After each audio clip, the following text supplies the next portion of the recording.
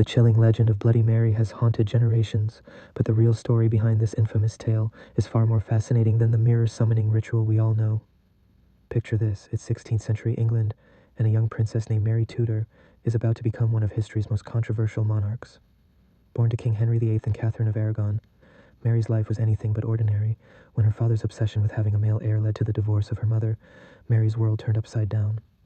She went from beloved princess to declared illegitimate overnight, forced to serve as a lady-in-waiting to her own half-sister. But Mary's story was just beginning. When she finally ascended to the throne in 1553, she became England's first recognized queen, regnant. Her mission? To restore Catholicism to a Protestant England. This is where the bloody part of her legacy begins.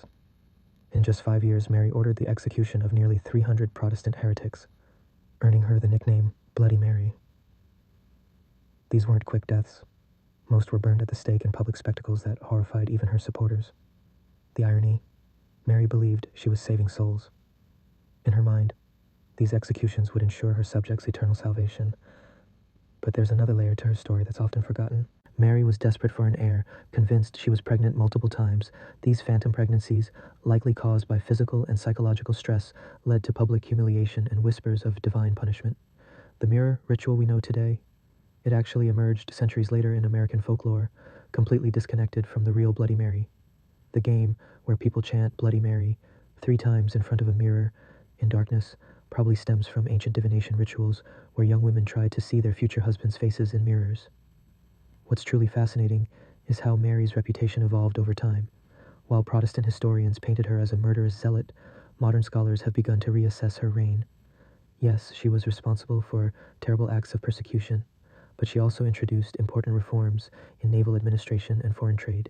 She was the first English monarch to establish diplomatic relations with the Ottoman Empire and implemented poor laws to help the destitute. The tragic end of her story adds another layer of complexity. Mary died at 42, possibly from ovarian cancer, with no heir and her Catholic restoration incomplete. Her half-sister Elizabeth would undo much of her religious work, and Mary's dream of a Catholic England died with her. But her impact on history was indelible. She proved a woman could successfully rule England, paving the way for Elizabeth I's golden age. Today, Bloody Mary lives on in multiple forms, as a cautionary tale about religious persecution, as a spooky sleepover game, and even as a popular brunch cocktail. But the real Mary Tudor was neither monster nor saint. She was a complex woman shaped by trauma, conviction, and the brutal politics of Tudor England. Her story reminds us that history's villains often have deeper, more nuanced tales than the legends that survive them.